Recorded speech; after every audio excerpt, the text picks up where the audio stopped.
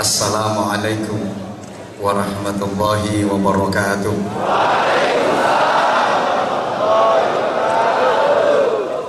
Bismillahirrahmanirrahim. Alhamdulillahilladzi ja'alana minal ladzina yastami'una al-qawla fayattabi'una ahsanah. Ittabi'u man la yas'alukum ajran wa hum muhtadun. Asyhadu an la ilaha illallah wahdahu la syarika lah wa asyhadu anna Muhammadan abduhu wa rasuluhu la nabiyya ba'dah. Allahumma shalli wa sallim wa barik ala sayyidina wa maulana wa syafi'ina wa uswatina wa qudwatina wa habibina wa qurrati a'yunina Muhammadin sallallahu alaihi wasallam sahib syafa'ah wa ala alihi wa ashabihi wa man tabi'a rusydah. Subhanaka la ilma lana illa ma 'allamtana innaka antal alimul hakim. Rabbi shrah li sadri wa yassir li amri wahlul 'uqdatam min lisani yafqahu qawli waj'al li waziran min ahli. Rabbana atina min ladunka rahmah wa hayyi' lana min amrina rasyada. Rabbana la tuzigh qulubana ba'da idh hadaitana wa hab lana min ladunka rahmah innaka antal wahhab. Amma ba'd. Ikraman wa ta'ziman wa hurmatan wa mahabbatan. Salam hormat, salam ta'zim, salam ukhuwah, dan tentu saja salam kul huwa ilaih. Awalan saya haturkan kepada para alim ulama, para amir masjid, musalla, ketua dewan syura, para pembina, ketua dan para pengurus KMI yang saya taklimi, yang sama-sama kita hormati. Mr. Ilang wonge.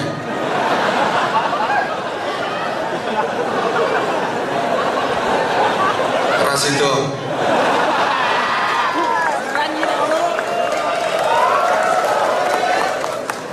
Kesawan le. Arab tak omongin Mr. Yassirli. Hilang wongnya. Maksudku Arab tau mengi, aku orang ngerti omonganmu.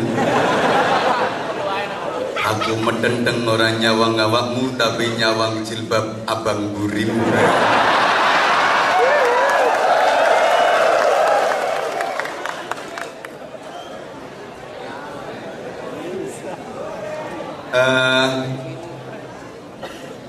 Para pejabat KBRI yang berkenan hadir, yang sangat saya hormati, sahabat-sahabat Banser yang saya cintai, yang saya banggakan,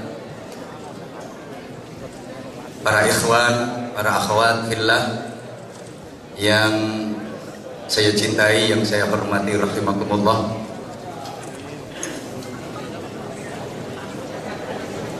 Saya bahagia, saya bangga sekaligus salut menyaksikan semangat saudara-saudara saya di negeri ginseng ini yang luar biasa antusias dalam mengikuti majelis taklim hari ini.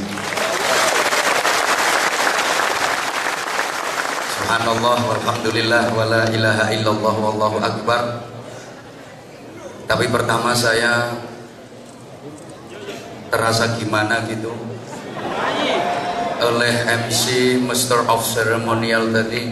Saya dipanggil Al-Mukarram Kiai Haji. Jujur ketika dipanggil Kiai itu terasa bendol das saya. Saya merasa sangat tidak layak dan belum pantas untuk dipanggil Kiai. Karena panggilan Kiai itu untuk orang-orang yang betul-betul paham dan mengetahui berbagai macam disiplin ilmu agama. Sedangkan Anwar Zahid Al-Fakir Al-Dhaif gak iso ngaji. Lagian kata orang-orang Yang pantas disebut kiai itu kalau istrinya 2. Kalau istrinya cuman 1 tuh ya ustadz gitu aja. Kalau istrinya 2 baru kiai. Kalau istrinya 3 syekh. Maksudnya syekh puji. Nah itu kan istrinya 3. Pak bojone sik cak cilik. Emang Syekh Puji itu pinter. Kalau pilih istri itu yang masih tembean-tembean itu. Kata orang-orang gitu. Kalau istrinya 4, nah itu kanjeng. Maksudnya kanjeng doso. Kalau istri lebih dari 4 baru dipanggil eyang. Iya. Eyang subur. Itu istrinya sampai 8. Dadi kabeh.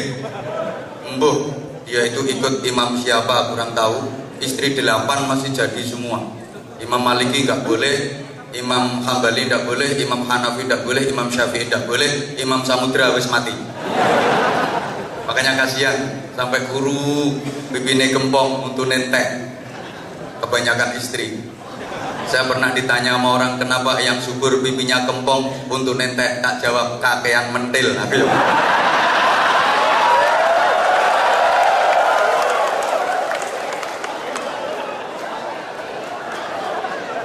Alhamdulillah, bi'aunillah, biqudratillah, birahmatillah.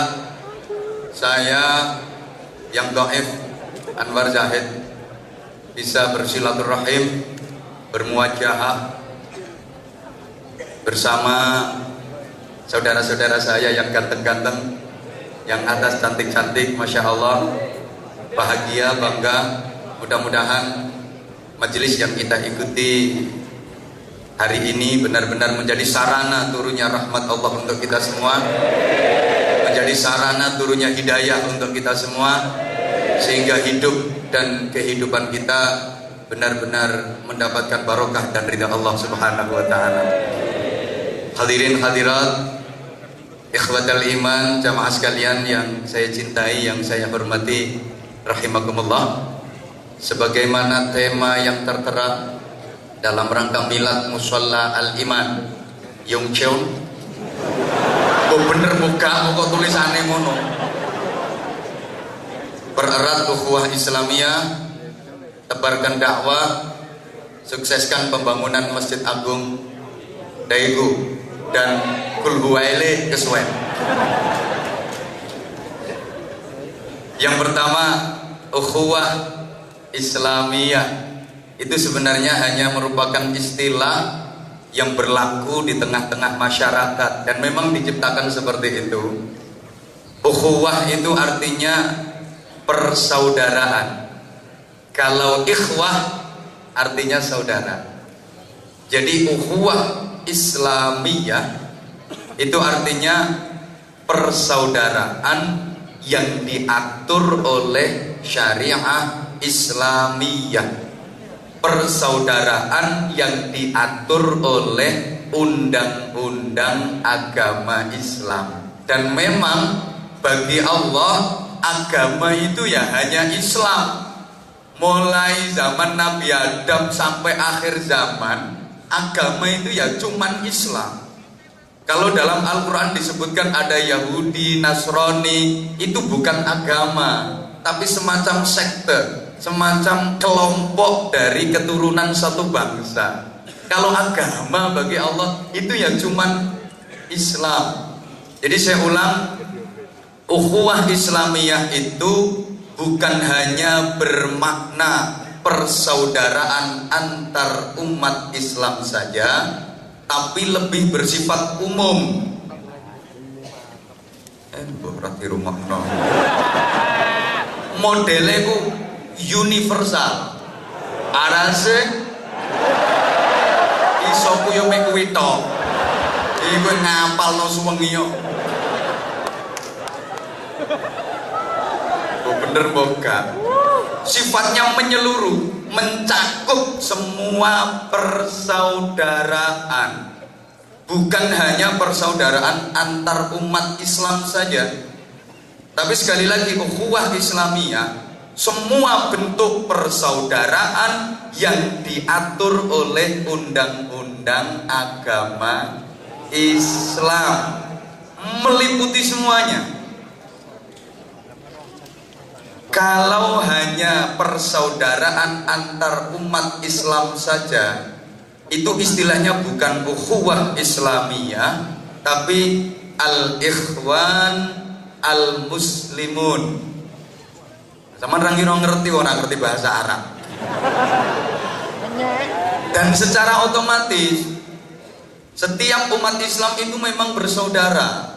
Sebagaimana Rasulullah Muhammad SAW pernah menyatakan, antar umat Islam itu kalbunyanil wahid yashuddu ba'duhum ba'da.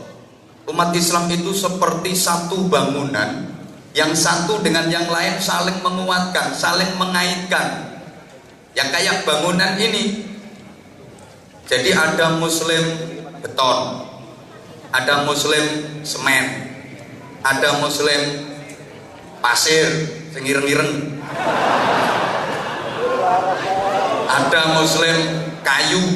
Nah, fungsinya juga beda-beda. Ada yang berfungsi sebagai pondasi, ada yang berfungsi sebagai tembok, ada muslim yang berfungsi sebagai jendela, ada muslim yang berfungsi sebagai atap, ada muslim yang berfungsi sebagai cagak. Nah, cagaknya tuh yang sebelah atas itu, mbak-mbak dan ibu-ibu. Rasul menyatakan an-nisa imadul bilad. Wanita adalah tiang negara. Kalau laki-laki kan cuma tiang jaler.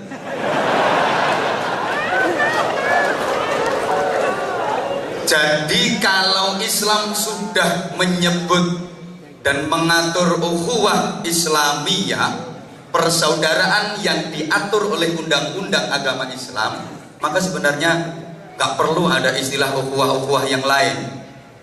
Sudah tercakup semua. Kan sekarang ini jenengan semuanya sering dengar ada istilah ukhuwah Islamiyah, ukhuwah basyariyah, ukhuwah insaniyah, ukhuwah watoniyah. Nanti kalau diteruskan lama-lama ada istilah ukhuwah tonggoniyah, persaudaraan antar tetangga. Kalau bukan tetangga berarti bukan saudara. Ada ukhuwah besaniyah, persaudaraan antar besan. Kalau nggak besan bukan saudara. Ada ukhuwah banseriyah. Kalau nggak banser berarti bukan saudara. Nanti ada ukhuwah gosipiyah, persaudaraan antar tukang gosip. Ada ukhuwah togheliyah, persaudaraan antar tukang penjudi tato itu. Iya, ada ukhuwah iya, macam-macam. Jadi jemaah sekalian, kalau sudah disebutkan ukhuwah Islamiyah, itu sudah meliputi semua bentuk persaudaraan, bukan hanya antar umat Islam saja, termasuk persaudaraan dengan alam, persaudaraan dengan tumbuh-tumbuhan, persaudaraan dengan binatang, persaudaraan dengan sesama manusia, baik yang muslim maupun yang non muslim. Allahumma sholli ala Muhammad. Para ikhwan, para akhwat, jemaah sekalian yang saya cintai rahimakumullah, persaudaraan itu sebenarnya terbentuk karena adanya persamaan. Tolong diperhatikan kata-kata saya. Persaudaraan itu terbentuk pada dasarnya karena adanya persamaan. Karena terjadi persamaan, maka terjalinlah persaudaraan. Dan semakin banyak persamaan, maka akan semakin kuat persaudaraan. Arase bisa puyung tok. Kayak saya dengan Anda semua ini kan banyak persamaan, betul? Agamanya sama, Tuhannya sama. Yuk nyaut, agamanya, Tuhannya, nabinya, kitab sucinya, sholatnya, puasanya, makannya, minumnya, ngisingnya. Kita banyak persamaan. Ibadah kita sama. Maka kita saudara, persaudaraan kita kuat. Kenapa? Karena kita banyak persamaan. Oleh karena itu tolong, kalau ada sedikit perbedaan, gak usah dibikin ribut, jangan dibikin geger. Kan lebih banyak persamaannya daripada perbedaannya. Kadang-kadang gara-gara beda rokaat sholat tarawihnya terus ribut. Yang satu harus 8 rokaat, satunya yang benar 20 rokaat, kata satunya yang benar 8 rokaat, hadisnya ini, satunya yang benar 20 rokaat, hadisnya ini. Subhanallah. Jangan lihat perbedaannya, jangan lihat hitungan 8 dan 20-nya, tapi lihat sama-sama sholat tarawihnya. Tergantung bagaimana cara kita menyikapinya. Yang 20 rokaat, ketika imamnya 8 rokaat, begitu imam selesai dapat 8 rokaat bubar, tambahi dewe, apa susahnya sih kari nambahi rolas. Demikian pula yang 8 rokaat, ketika bermakmum kepada imam yang tarawihnya 20 rokaat, begitu imam dapat 8, minggato bro, selesai kan persoalannya. Dulu ribut gara-gara beda, satu pakai kunut, satu nggak pakai kunut dalam sholat subuh, ribut dan karu-karuan. Harus pakai kunut karena itu sunnah akad, satunya nggak boleh kunut karena itu bid'ah, ribut dan karu-karuan. Alhamdulillah sekarang udah nggak lagi ribut karena udah sama-sama nggak sholat subuhnya.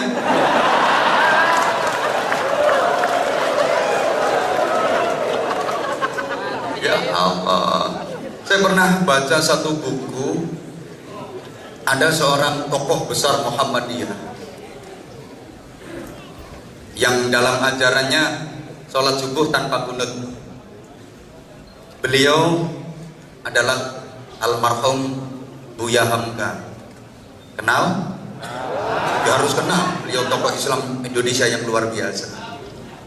Buya Hamka pernah berangkat haji ke Makkah, tentu saja bukan ke Seoul, bareng dengan ketua umum pengurus besar Nahdlatul Ulama waktu itu almarhum Kiai Haji Idham Khalid.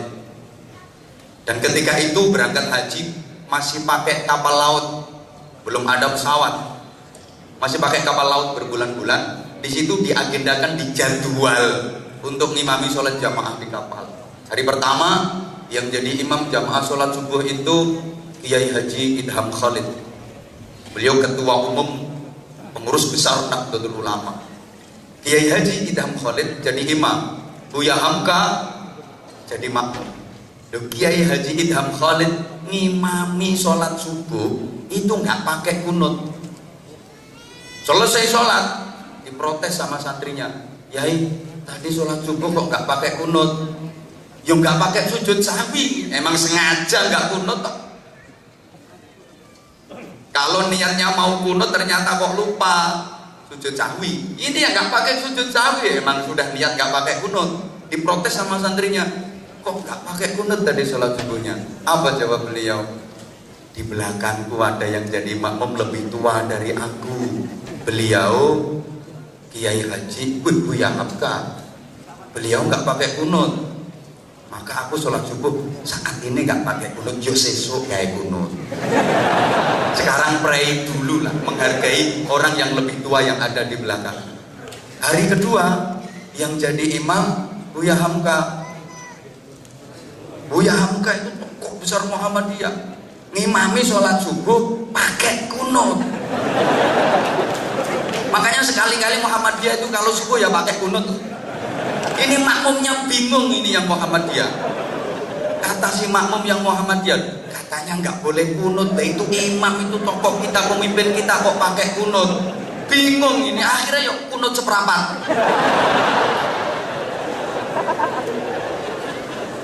Coba bayangkan betapa beliau-beliau yang ilmunya luar biasa mengesampingkan hal-hal yang sepele kayak gitu. Lah sing ilmune ceketer-ceketer koyo ngene.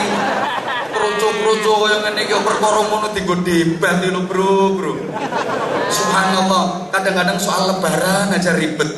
Satu hari Rebo, satunya Kamis. Yang Rebo merasa yang bener itu Rebo. Ini sekarang sudah Lebaran kok masih puasa, itu gimana? Haram.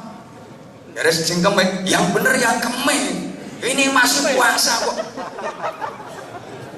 Udah apa? Kata yang Rebo, ini udah Lebaran kok masih puasa, haram. Kata yang Kemis, wong ini masih Ramadan kok udah Lebaran. Subhanallah, ribet. Akhirnya pemerintah memutuskan Kemis. Aku ditanya sama orang, ini gimana? Saya kalau ikut hari raya Kemis ikut pemerintah gimana? Tak jawab, lah itu riyo negeri aku yo. Kalau saya lebarannya Rebo swasta. Enggak ikut pemerintah. Itu masih ada yang nanya, gimana kalau saya lebarannya Rebo tapi sholat idnya ikut Kemis? Nah, itu namanya swasta bersubsidi. Ya karena pemerintah bingung menentukan lebaran. Ya mungkin nunggu kalau aku jadi menteri agama. Tak putusi sing jelas, enggak usah kul huwaile kesuwen ngono nah. Apa bingung Rebo Kemis dalilnya ini langsung palune tak tutup. Dok. Keputusan puasa diulang dari awal. Beres. Ayo pekok kabeh yo ben. Ora usah ribut-ributan. Yang kedua, untuk sidang isbat tahun depan biar gak ribet, yang ikut musyawarah sidang khusus wanita, laki-laki gak boleh ikut, bikin bingung. Kenapa? Karena yang paling paham dan tahu persis kapan datangnya bulan itu hanya wanita.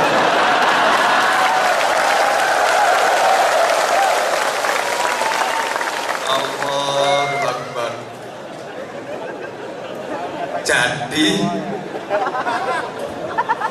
jamaah sekalian yang saya cintai, saya hormati rahimakumullah, kalau terjadi persamaan maka terjalin persaudaraan. Termasuk subhanallah, saya sempat lupa nanya, ini yang datang sekian banyak ini apa manusia semua? Berarti kita banyak persamaan, kita sama-sama manusia. Oleh karena itu kita saudara.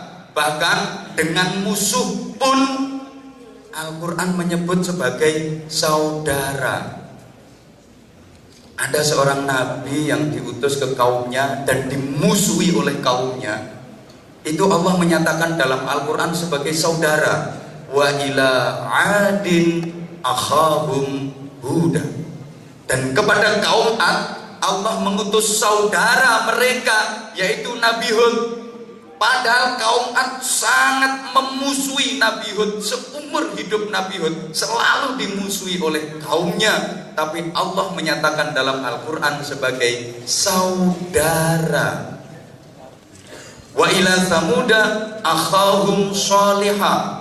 Demikian pula kaum Samud yang selalu memusuhi dan memerangi Nabi Soleh, oleh Allah juga dinyatakan sebagai saudara. Wa ila Madyana akhahum Syu'aiba. Kepada kaum Madian Allah mengutus saudara mereka Syu'aib. Padahal kaum Madian selalu memusuhi Nabi Syu'aib, tapi disebut sebagai akhahum, saudara. Ada satu surat Al-Quran yang sangat ekstrim. Ini dalam beberapa waktu pernah saya sampaikan. Allah memaki seseorang. Bismillahirrahmanirrahim. Tabbat yada abi lahabin wa tabb ma aghna anhu maluhu wa ma kasab sayasla naran dhata lahbin wa imra'atuhu hammalatal hatab fi jidha hablum min masad. Ini pertama ayatnya tabbat, itu bentuk makian. Dari sisi uluhiyah sebenarnya yo gimana gitu. Artinya tabbat itu meso. Yo gak iso yo kon nirokno. Pokoke lek sampean yo DANCUK aja diwaca. Gak boleh dibaca. Kira-kira tulisannya seperti itu. Abu Lahab. Itu pun membacanya sek dipindo. Watab tidak boleh watab gitu, tapi watab be. Saking gregetene Gusti Allah sama Abu Lahab. Istrinya katut, wa imra'atuhu hammalatal hatab. Allahumma shalli ala Muhammad. Ini kan Allah gregeten sama Abu Lahab. Tapi coba, bagaimana Rasulullah memanggil Abu Lahab yang selalu memusuhinya? Ya ammi, wahai pamanku. Pak leknya lo. Demikian pula Abu Lahab memanggil Rasulullah tuh ya bena akhi, wahai putra dari saudaraku, ponaanku. Makanya kalau terjadi sesuatu perbedaan gak cocok dengan family, dengan tetangga, dengan temen, jangan bermusuhan. Beda pendapat boleh, beda prinsip boleh, persaudaraan harus terus meskipun gak cocok. Karena kalau memutus persaudaraan dilaknat sama Allah. Yang qutullah qati'a rahimin walau mata jawfal Ka'bah. Nabi menyatakan Allah melaknat orang yang memutus tali persaudaraan meskipun dia matinya di dalam Ka'bah.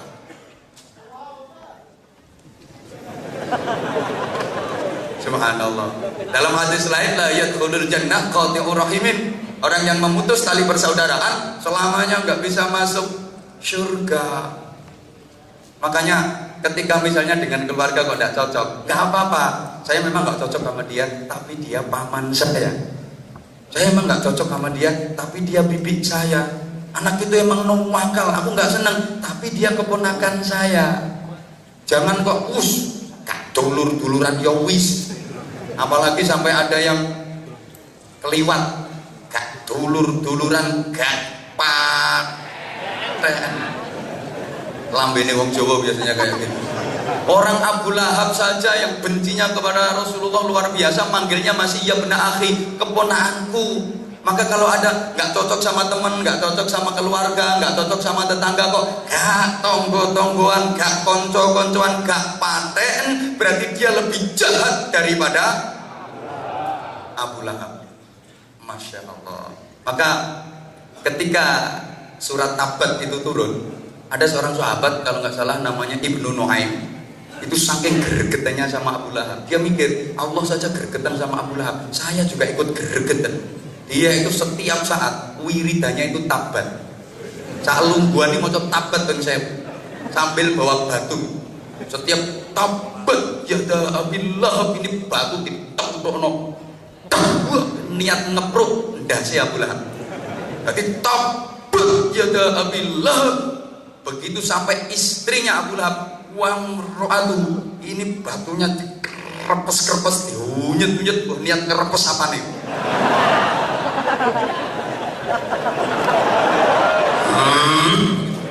Itu dibaca 1000 kali setiap hari. Satu ketika dia lagi wiridan, tobat juga, wamro'atu. Ini gak por-por klotak enggak? Enggak watu, tapi konangan Rasulullah. Rasulullah mikir, mahadar rajul. Bahasa Arab itu kalau pakai pertanyaan ma itu ada unsur heran. Bohong ini. Wiridan gak la ilaha illallah, gak subhanallah, gak Allahu akbar, gak la haula wala quwata illa billah. Wiridan tobat. Akhirnya ditanya sama Nabi, bro, Anda itu kok aneh banget. Pikir gak pakai la ilaha illallah, gak pakai subhanallah, gak pakai alhamdulillah, gak pakai la haula wala quwata illa billah, kok pakai tabat itu apa maksud kamu? Yang jawab, saya itu gregetan sama Abu Lahab, selalu memusuhimu ya Rasulullah. Maka saya pikirkan kayak gini biar semakin celaka itu Abu Lahab. Apa kata Nabi? Ada dari iman gua. Tahukah Anda siapa Abu Lahab itu? Wallahi ma adri ya Rasulullah. Demi Allah saya nggak tahu siapa dia ya Rasulullah. Huwa ammi Abu Lahab ngono pakleku. Lah kok mbok bisui? Lah kowe lo mindoanku ae ora. Lah dia itu paklekku, pamanku, kok kamu misui. Kamu boleh baca tabang, tapi jangan bertujuan untuk ikut-ikut memisui paklekku. Biar itu urusannya dengan Allah. Apa urusannya dengan kamu? Mulai saat itu sahabat nggak pernah baca surat tabang kecuali tadarusan. Wes gak berani lagi baca surat tabang. Bahkan salah satu putri dari Abu Lahab yang namanya Zainab itu aslamat wa hajarat ma'an Nabi sallallahu alaihi wasallam, masuk Islam dan berhijrah bersama Nabi ke Madinah. Setelah turun surat Tabat itu, ini putrinya Abu Lahab yang bernama Zainab yang telah masuk Islam dan hijrah bareng Rasulullah ke Madinah jadi bahan cemoohan, digawe nyek-nyekan wong. Lagi ke pasar nawar barang kok kemurahan, yo ditabat. Misalnya beli baju, ini harganya berapa? Bilang 2.000, terus dia nawar 1.500 ya. Tabat dia ada buat penjualnya langsung baca tabat. Lagi lewat ditawarin sama penjual, Mbak Zainab, nggak beli barangku? Enggak, tabat. Di toko juga gitu, beli apa Mbak Zainab? Beli gulanya tabat.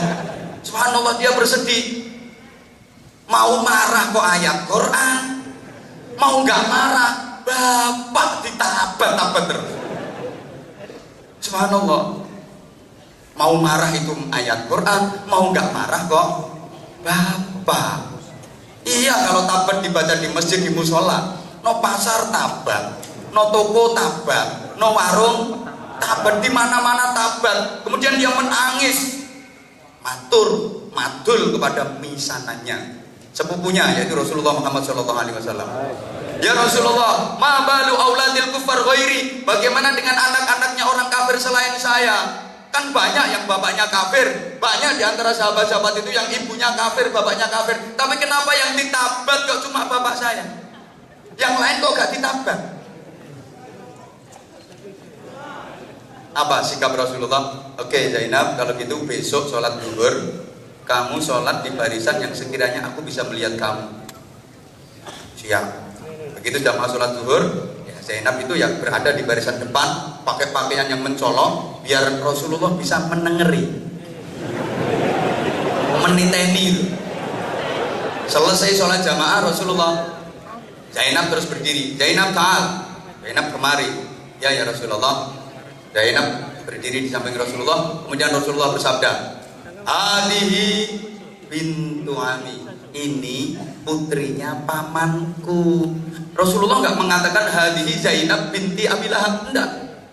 Nggak mengatakan ini Zainab putrinya Abu Lahab, tapi hadihi bintu Ami, ini putrinya pamanku, ini saudari sepupuku. Fala yaqulanna ahadun ilaiha illa khairan. Mulai saat ini siapapun tidak boleh mengatakan kepadanya kecuali perkataan yang baik. Mulai saat itu surat Tabat itu menjadi surat yang paling tidak laku di Madinah. Kesimpulan dari cerita saya ini apa? Betapa Rasulullah sangat mementingkan ikatan tali persaudaraan. Allahumma sholli ala Muhammad. Jadi kata kuncinya persaudaraan timbul karena adanya persamaan. Selama ada persamaan dengan apapun, dengan siapapun, berarti saudara. Arase? Kita dengan binatang itu berarti ya saudara. Itu kan ada persamaan. Saya tanya, binatang itu makhluk hidup apa enggak? Nah terus kita, termasuk yang ngomong, makhluk hidup apa enggak? Ya berarti sama dong. Binatang makan kita juga, binatang minum kita juga, kan sama dong. Binatang tidur kita juga. Ayo nyauto toh bro, gak semangat. Binatang makan kita juga kan sama. Binatang minum kita juga, binatang tidur kita juga kan sama. Binatang rabenan kita juga. Rabenan tuh bahasa. Subhanallah. Maka kita itu punya saudara yang bernama wedhus. Oleh karena itu, Hubungan dengan binatang pun diatur dalam Islam. Allahumma shalli ala Muhammad. Ar-rifqu bil hayawan wajibun. Bersikap lemah lembut, berbuat baik kepada binatang itu hukumnya wajib. Kenapa kok wajib? Karena masih ada hubungan saudara. Loh iya. Jadi kita dengan wedhus itu dulur. Ngono kok ada yang protes. Loh kalau dulur kok disembelih? Loh kan diizinkan oleh Allah. Emang diizinkan oleh Allah, ya disembelih. Tapi karena masih mampu dulur, nek nyembelih gak oleh ngawur. Harus menetapi beberapa ketentuan, beberapa syarat. Wong belih dulure yo. Pisaunya harus tajam. Terus warihil madbu, binatangnya harus dienakkan, posisinya enak baru dingok. Jangan sampai menyakitkan. Ingat, besok Idul Adha misalnya sama lagi nonton kambing, ditanya sama temen, harus nyanti kan? Beleh dulur. Lah dulur kok disembelih? Emang disuruh sama Allah. Halo? Ya Allah ya Karim. Mohon maaf, ada makhluk Allah itu kan macam-macam.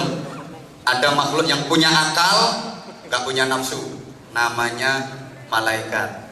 Punya akal nggak punya nafsu. Ada yang punya nafsu nggak punya akal, namanya binatang. Nah kita ini manusia komplit, punya akal juga punya nafsu. Bentar, panitia perkemisan nanti dulu. Sung kotak. Ini baru mau serius ngajinya.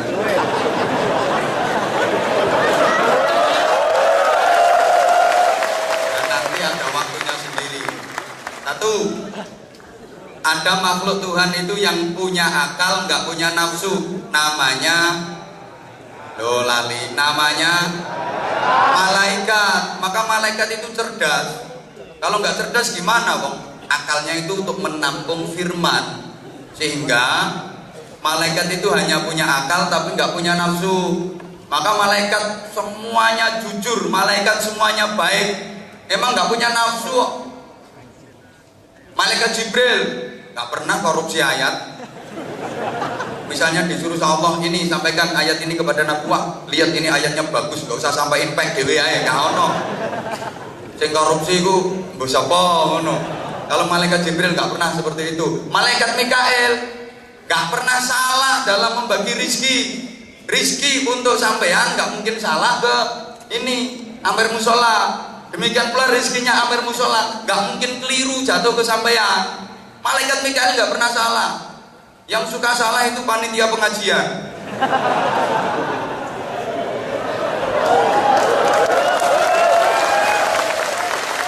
Aku tahu soalnya. Bareng tekan omah keliru grup sadro.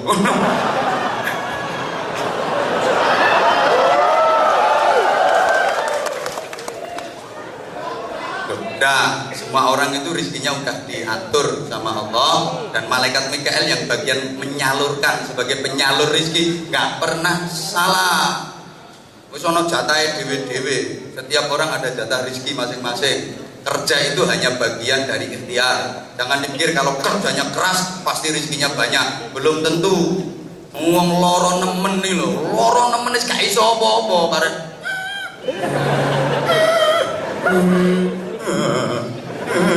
Nggak bisa apa-apa, nyatane no pinggire yo jajan-jajan yo akeh kok. Dikira kalau kerjanya keras terus duitnya banyak, kalau kerjanya nyantai nggak bisa dapat duit banyak. Kata siapa? Itu orang-orang yang cari batu itu di gunung itu pakai gergaji, krok, krok, krok, sehari pol, sehari suntuk, krok, krok, batu besar-besar itu yang diambil, glodak, glodak, kerjanya keras, krok, krok, keringet itu sak neker-neker, krok, krok, sedino tet paling bayaran 1.000. Itu yang diambil batu kapur gede. Ada yang ngambil batu cowili tapi 20 juta batu ginjal.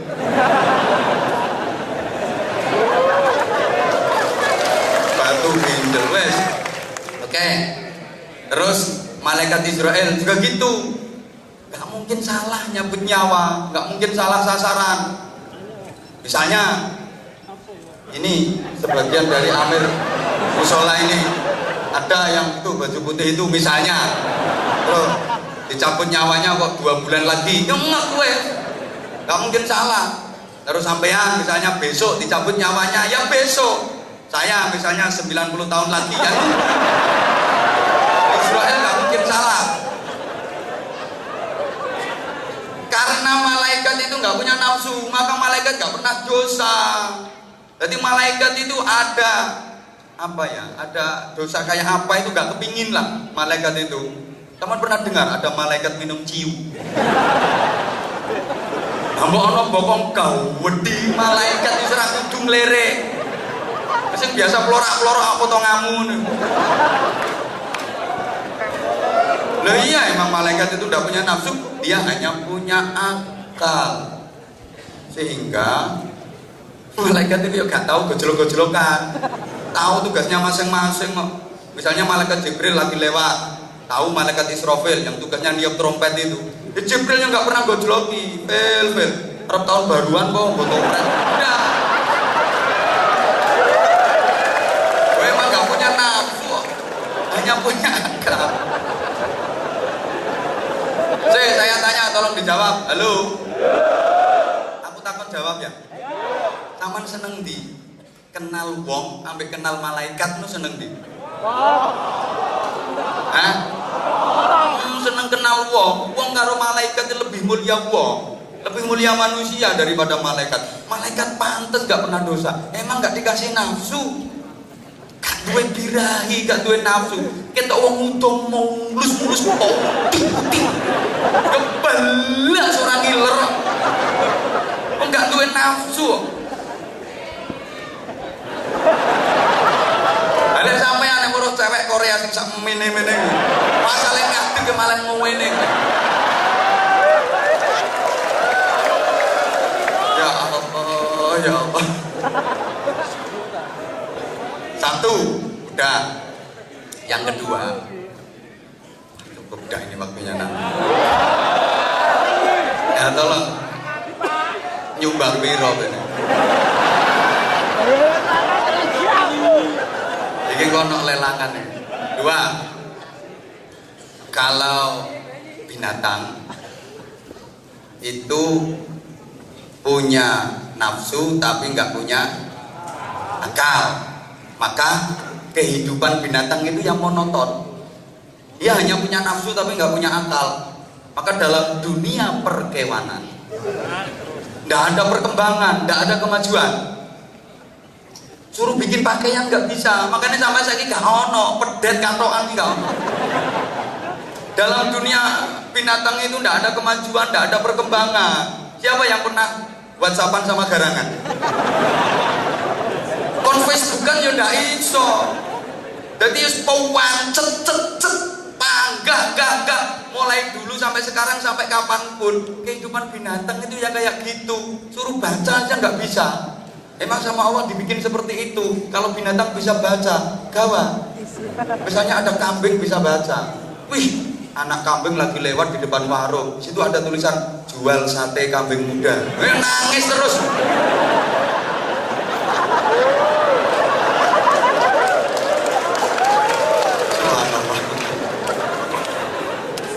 Jadi karena binatang itu nggak punya akal, yang monoton. Halo. Makanannya ya mulai dulu sampai kapanpun ya itu aja.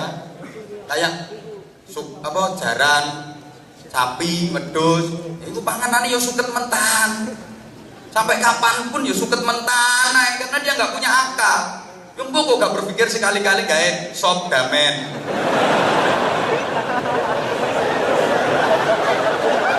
Apa gawe tongseng tebon? Ndak iso. Apa iki? Ayam iki makanane jagung ya ora tau digawe rendang. Ya ora iso ngono iku. Enggak bisa. Karena dia nggak punya akal, maka nggak ada agama, nggak ada aturan, nggak ada agama. Nggak percaya nek pedok herder, patek celeng. Takonono, bro, agamamu apa? Lekat ngomong. Emang nggak punya agama, karena nggak ada agama, nggak ada aturan. Wedhus si rabenan sak dalan-dalan biasa. Wedhus lanang ketok, wedhus wedok celingkring langsung pluk. Biasa, nggak ada agama. Makanya apa nono TKI? Kok kadek pacaran no tengah dalan pacaran sak dalan-dalan karo sing model ndukur-ndukur ngono kae. Berarti lebih hina daripada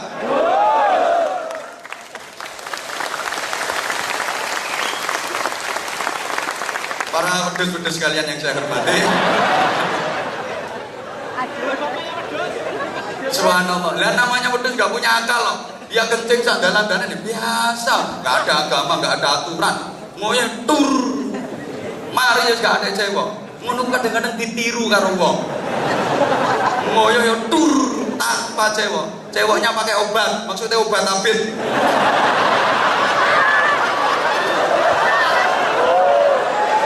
Itu berarti manusia yang tiru derajatnya lebih hina daripada. Oke, kalau malaikat punya akal tapi nggak punya nafsu, kalau binatang punya nafsu tapi nggak punya akal, lah manusia. Ini manusia semua kan? Ini komplit. Ya punya akal, ya punya. Ayo tuh nyaut. Ya punya akal, ya punya. Ya punya nafsu, ya punya. Komplit. Maka ketika akal manusia bisa mengendalikan nafsunya, maka dia bisa lebih hebat daripada malaikat. Tapi sebaliknya, ketika justru nafsunya yang mengendalikan akalnya, maka dia lebih hina daripada binatang. Enak ngomong wedhus aja karo nyawang aku. Kau enak. Wedhus sampai ngene. Matur suwun. Wedhus tapi disenengi wong akeh. Ngene. Subhanallah. Oke, wis mulai rame iki.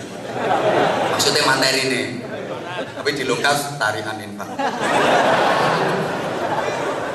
Apa sing saya suwi? Loh, apa minggat ya orang isi?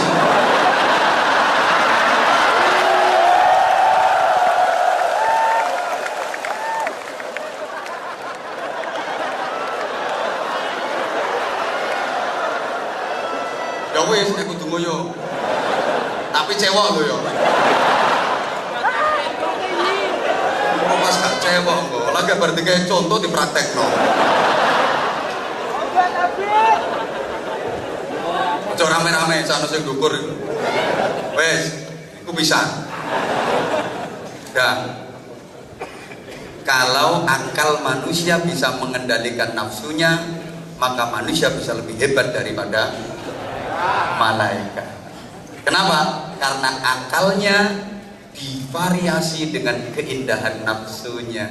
Nafsu itu bisa jadi indah kalau dimodifikasi oleh otak, oleh akal. Malaikat itu cuma punya akal, nggak punya nafsu. Jadi monoton juga. Malaikat itu kalau zikir, kalau baca Quran, kalau tasbih, kalau sholawat, ya gitu-gitu aja. Terus pancet, datar, tanpa lagu, tanpa nada. Semua sama. Bahkan malaikat yang ditugasi untuk sujud, ya mulai diciptakan sampai akhir zaman ya sujud toh. Suruh rukuk nggak bisa itu malaikat. Bisanya cuma sujud toh. Tak iso. Kon koyo sampean iso entul-entul jadi tuli-kuli gobek-gobek ora iso. Jadi malaikat juga heran, itu kok bisa entul-entul jadi tuli-kuli gobek-gobek. Lah saya kok hanya nyosok terus. Ya emang dia nggak bisa, bisanya cuma sujud itu toh. Malaikat yang tugasnya zikir ya zikir, dan zikirnya seragam, sama kayak gitu semua. Kalau kita kan enggak, karena akal kita divariasi dengan keindahan nafsu. Bisa indah, pakai nada, pakai lagu. Coba, kalau malaikat semuanya sama kok zikirnya. Kalau kita enggak, adzan Mekah sama adzan Jawa sama apa beda? Beda. Adzan Mekah kan enak, sing Allahu Akbar, Allahu Akbar. Coba ada tempat Jawa. Ponorogo. Allahu Akbar.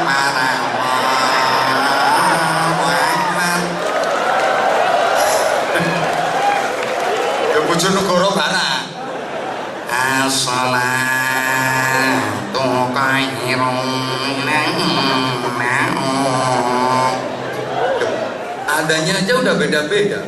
Jawa Barat, Korea raiso. Bahasa Korea iso ku mobil mogok dorong dong kuwi tok.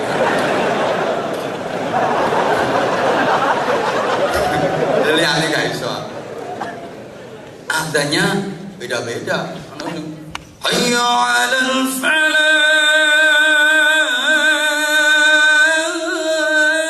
Ada yang kayak gitu ana sing modele hayya 'alal falah. Macam-macam. Terus apalagi baca Qur'annya Imam Masjidil Haram sama baca Qur'annya Imam Masjidil Yongcheon. Wah, piye unine kuwi kok? Kira-kira sama apa beda? Beda. Mekah itu pena. Alhamdulillahi rabbil alamin. Ar-Rahmanir Rahim. Maliki yaumiddin. Pena. Ningen iki mana?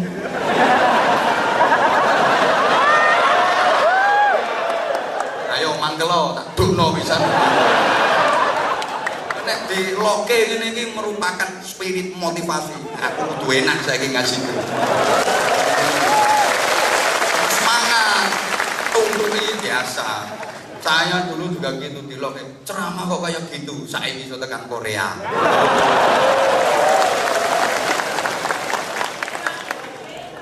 Oh, rumangsamu ora penak. Yo penak. Rumangsamu dinyek yo ora penak. Yo penak. Kuwi nek atimu waras. Nek dinyek kok atimu lara berarti atimu bosok. Ngono. Halo. Baca Qur'annya beda. Zikirnya juga beda. Beda-beda kalau kita emang akal kita dihias dengan keindahan nafsu. Zikir aja beda-beda. Sama-sama la ilaha illallah itu beda-beda. Kalau untuk takbiran nih kok Allahu Akbar, Allahu Akbar, Allahu Akbar, la ilaha illallah kayak gitu. Tapi kalau untuk tahlilan beda lagi. La ilaha illallah, la ilaha illallah. Kan sama-sama la ilaha illallah. Tahlil aja beda-beda. Kalau tahlilnya wong sugih yo berkat gede yo. La ilaha illallah, la ilaha illallah, la ilaha illallah. Ane wong gak duwe berkat kepengin.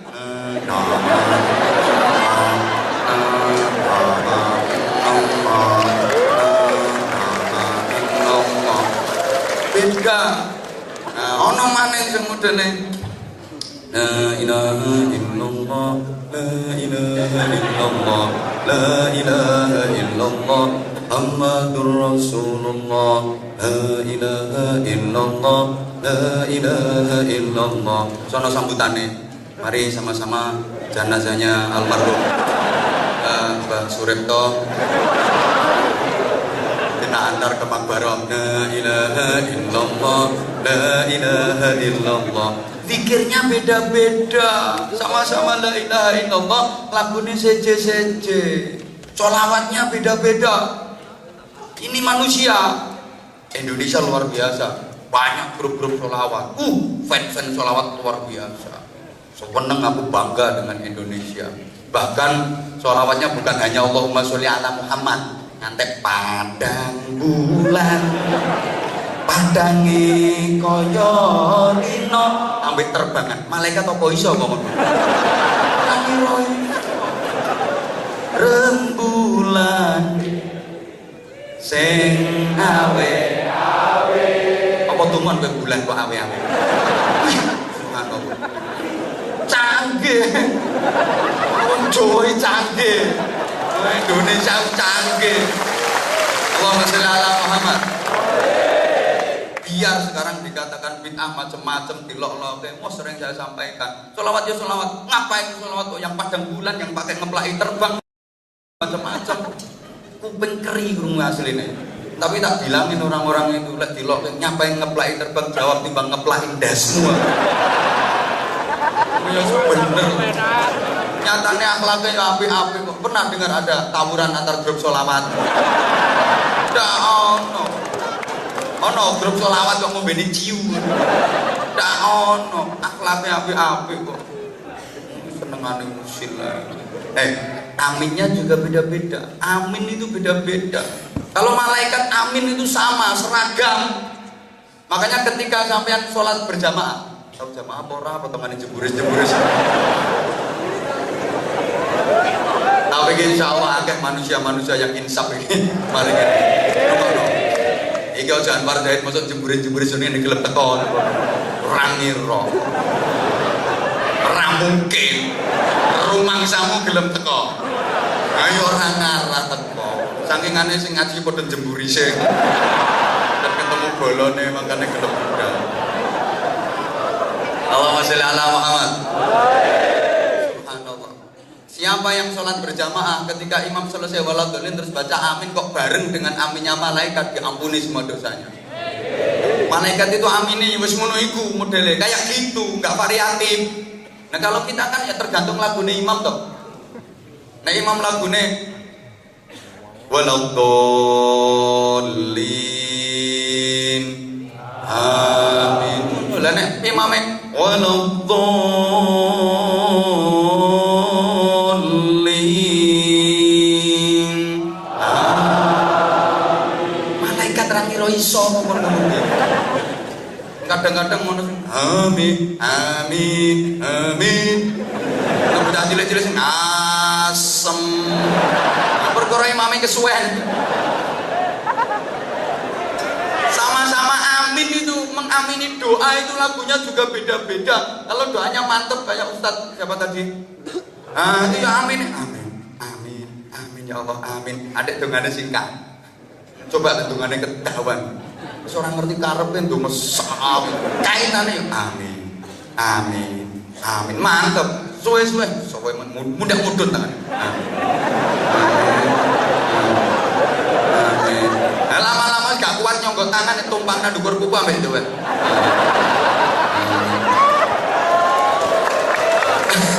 Agak tanda begecil-begecil ngene kayak amin. Amin. Aminnya aja beda-beda. Jadi, tolong perhatikan, kalau akalnya bisa mengendalikan nafsunya, maka manusia lebih hebat daripada malaikat. Tapi, kalau akalnya dikalahkan sama nafsunya, justru nafsunya yang mengendalikan akalnya, maka manusia lebih rendah daripada binatang. Allahumma sholli ala Muhammad. Binatang hanya punya nafsu, nggak punya akal. Maka pantas kalau binatang itu ya nakal kayak gitu, memang nggak punya akal. Kayak wedhus itu, ya nggak punya malu, hanya punya kemaluan. Nah, maka benar tak dalan-dalan biasa tuh. Nah, kalau sampean itu lah terus tiru wedhus itu kan yo. Nah, karena binatang itu nggak punya akal, maka nakalnya itu ya pancet kayak gitu. Mulai dulu nakalnya ya cuma kayak gitu, nggak variatif blas nakalnya. Wedhus sih nakalnya paling-paling yang merusak anggra. Ya, kucing ini paling-paling nakalnya ya nyolong pindah. Gak iso kon nglakoni nakal liyane gak iso. Yakin pinter sampean.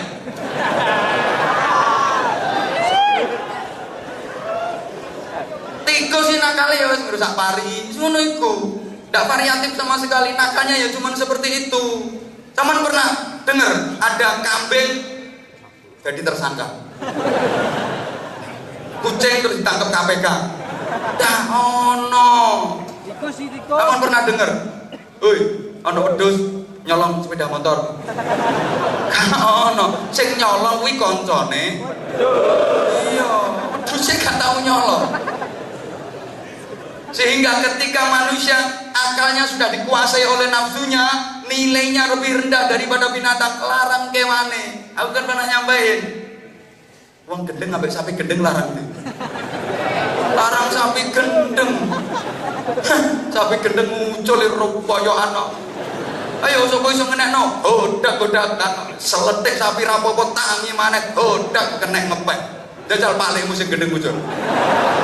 Atau nggih pengumuman kon ngepek wong sak kathok-kathok ene ono sing gak kira arep. Nah, ngomong-ngomong soal binatang saudara kita itu. Pembunuh itu sampai. Maka ini loh, ini bener banyak orang diridhoi Allah, dapat rahmatnya Allah, dimasukkan surga gara-gara binatang. Tapi banyak pula yang dilaknat Allah gara-gara binatang. Oke. Imam Ghazali, Muhammad bin Muhammad Al-Ghazali itu dapat ridhonya Allah gara-gara laler. Gara-gara lalat. Beliau lagi nulis kitab, zaman dulu itu kalau nulis kitab pakai tinta. Tinta itu bahasa Inggrisnya demangsi. Karo itu lagi nulis kan dulu pakai pena celupan terus nulis terus nulis. Itu ada lalat haus, plek.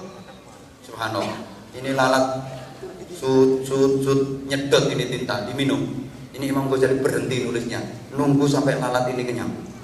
Begitu lalat ini mabur pur mau nulis, koncoe teko, plek melu pisan deh. Nyut. Imam Ghazali nggak mau ganggu ini lalat, padahal lagi nulis kitab loh ini. Biarkan kenyang dulu.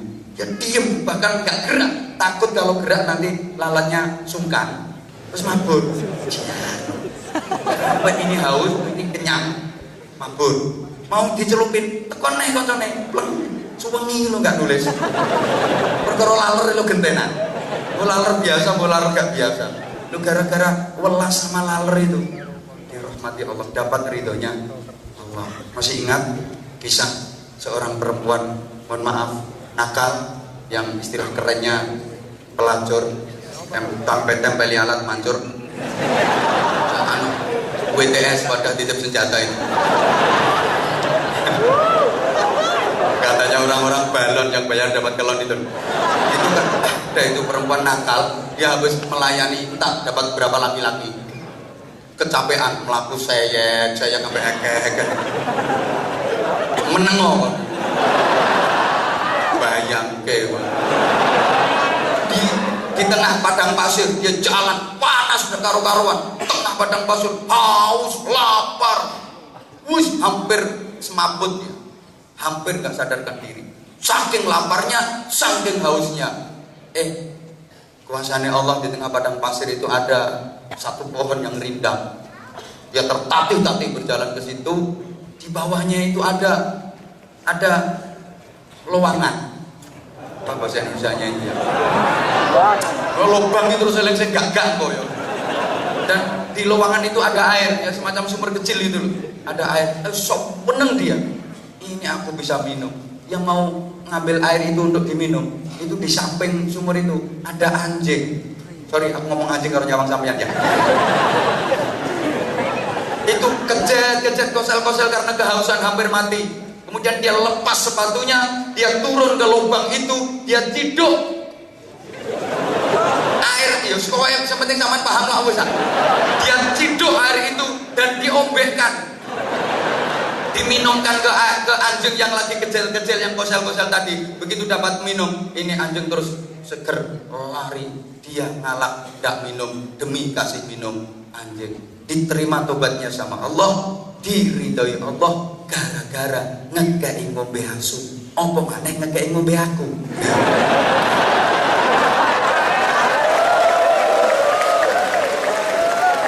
Alhamdulillah. Ini tahu panitia minuman kesukaan aku, kopi. Semalam kan aku dikasih minum kopi susu. Tak bilangin nama panitia, aku paling gak seneng minum kopi susu karena minuman yang gak jelas. Lah kopi ini ngajak melek, susu ini ngajak turun.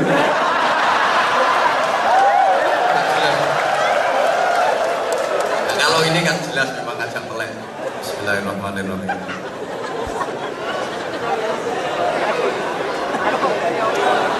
Kopi Korea ini modelnya ini.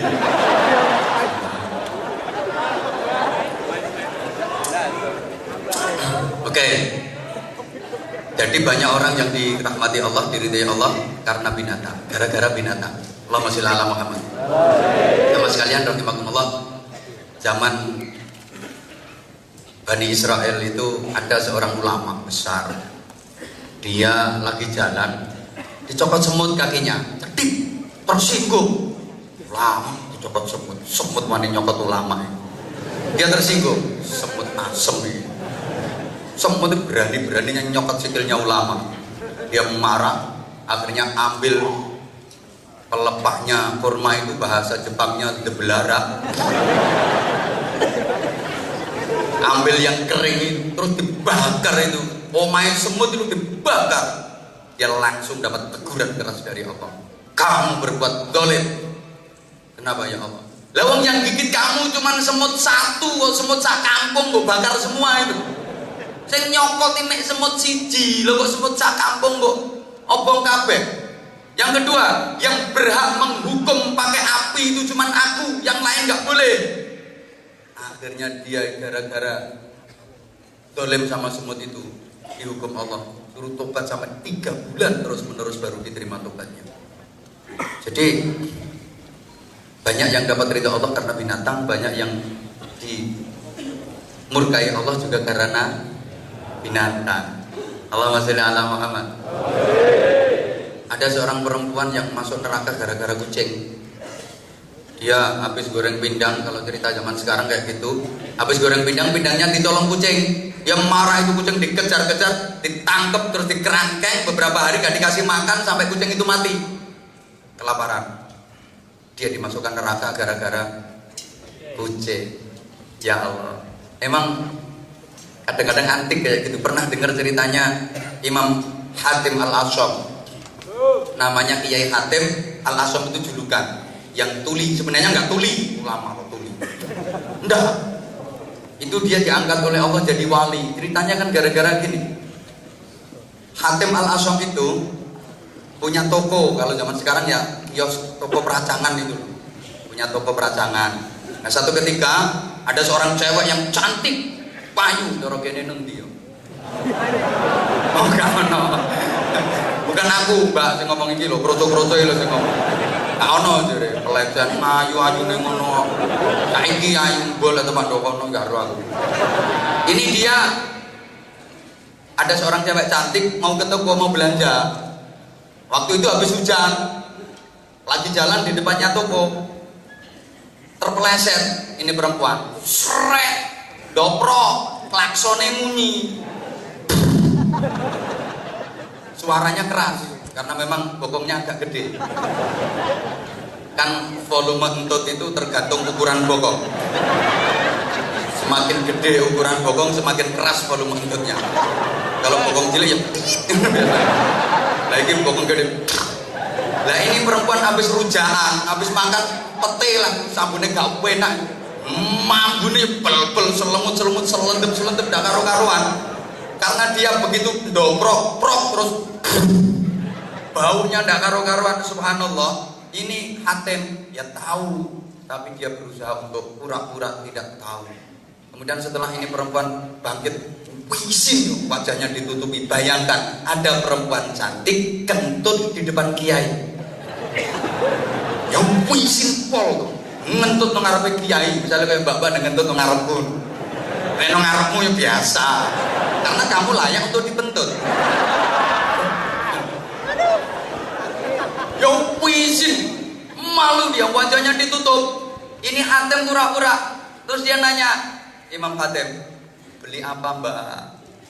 Itu sambil malu dan menutup wajahnya dia ngomong, beli gula. Apa? Dia pura-pura nggak dengar. Gula apa? Ngomong yang keras mbak, aku nggak dengar. Beli gula. Maaf mbak, di sini nggak jual beras. Gula. Di sini nggak jual beras, Mbak. Pura-pura tuli. Ini akhirnya perempuan yang tadi malu luar biasa langsung dibuka kembali wajahnya. Alhamdulillah. Berarti orang ini nggak dengar kentutku. Padahal Imam Hatim bukan cuma denger, mambu meh semaput. Meh semaput.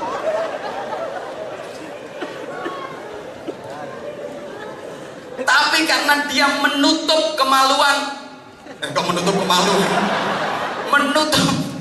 Menutup rasa malu tuh cewek. Subhanallah. Diangkat dari wali, tadi ono wong dari wali gara-gara entut ya.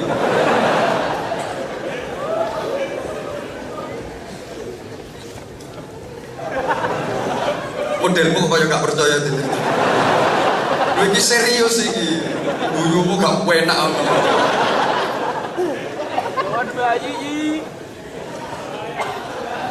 Malah telat guyune. Allahumma sholli ala Muhammad. Nah, saudara-saudaraku, saya suwe biasanya main sak jam. Mas ijo yo. Oke. Tambahi. Coba ijo yo.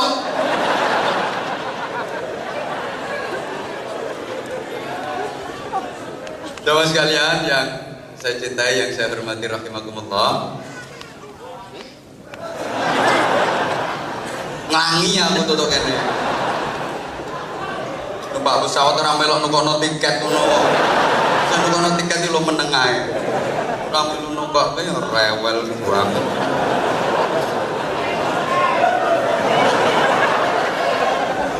Malah mohon maaf banget ya. Termasuk saudara kita yang gak boleh kita lupakan. Ini saudara kita yang juga banyak persamaan dengan kita, nggak boleh kita lupakan, yaitu setan.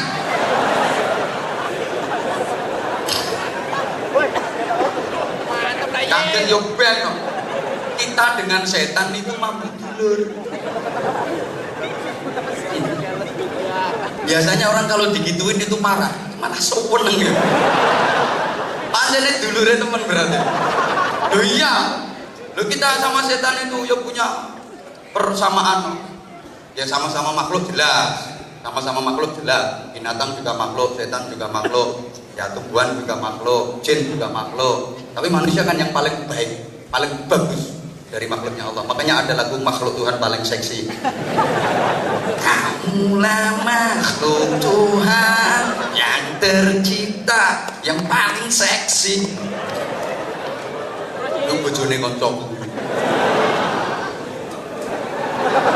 Kandhane Ahmad Dhani kancaku iki. Ngono. Wis to, kita dengan setan itu dulu. Satu ketika ada seorang sahabat lagi ngaji bareng Nabi, dia angop. Apa bahasa Indonesia angop itu? Ya, iya menguap kayak lambe bumi. Begitu dia menguap itu dia ngomong, "Ta'udz syaitan."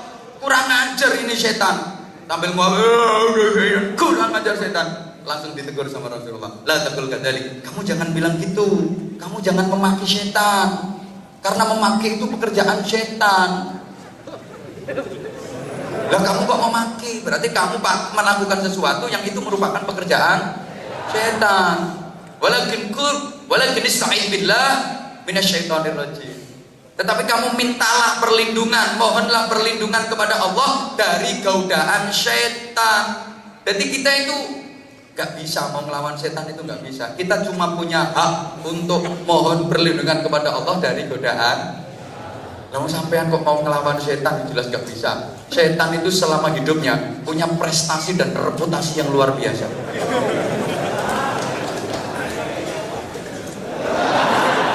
Gaya dulurmu sitoke gaya. Prestasinya luar biasa, setan reputasinya luar biasa. Bayangkan, setan itu jadi kepala surga 500.000 tahun. Bagi pimpinan penduduk swarga 500.000 tahun. Jadi penasihatnya malaikat 500.000 tahun. Setan ini hafal swarga RT piro gang piro hafal. Lah sampean pojokane swarga enggak tahu weruh. Kok mau melawan setan? Enggak bisa. Bisanya kita itu minta perlindungan kepada Allah dari godaan. Setan itu sangat pengalaman dalam menggoda manusia. Manusia yang model kayak apa kan udah pernah digoda sama dia. Pengalaman banget. Dan setan itu punya lembaga-lembaga. Guyumu kok gak percaya diomong-omong. Jadi dalam dunia persetanan itu banyak lembaga. Ada lembaga persombongan, ada lembaga pergosipan sebelah sana itu. Ya, yang nggak boleh marah lah ibu. Emang kayak gitu kok umumnya. Lebih banyak omongan perempuan daripada laki-laki. Maka kalau udah jadi suami istri, wong lanang lek dijak debat bantahan-bantahan karo wong itu tolong mundur. Mumpung durung mesti jeglet. Soalnya kamu sih aneh kono. wani ngalahe wae. Kalah gak kira menang. Aku wis balak-balik soalnya. Balak-balik. Makanya aman bojoku ngomong ngene tak rungo. Wis jarno se. Wis rampung ya sadaqallahul adzim. Memang bener Allah berkata seperti itu. Sadaqallahul adzim. Kene gombal jentit. Selesai urusannya. Direwangi malah dadi kok. Wong lanang cerdas ini. Mau wedok nek ngomong kata-kata wis gak kuat ngrungokke, tinggal metu. Engko ya gak ono gerdu ae. Kalau ngono gerdu ambek rokok jedal. Kira-kira rada suwe, oleh. Tekan omah kok wis deh. Sik durung tarik titik, metu meneh. Balik no gerdu meneh. Ngono. Rada suwe, balik mulai. Wis deh, wis katok. Ya wis. Ya Allah ya Karim, Masya Allah. Jadi ada lembaga pergosipan, ada lembaga peririan, ada lembaga perhasutan, ada lembaga perduitan. Setan yang bagian jaga dompet itu ada. Jadi nanti kalau ada panitia keliling itu ada. Setan yang bagian jaga dompet itu juga ada. Mau ngeluarin itu di stop sama setan.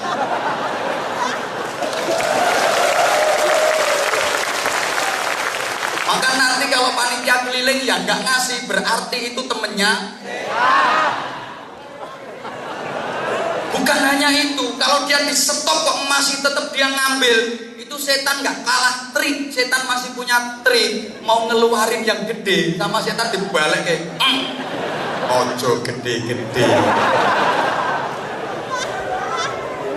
Maka nanti kalau di dompetnya ada duit gede tapi yang dikasihkan kok yang kecil, itu juga berarti temennya. Maka biar gak kalah sama setan, berapapun yang ada di dompetmu ambil semua, lebokke kabeh. Insya Allah mulihmu melaku.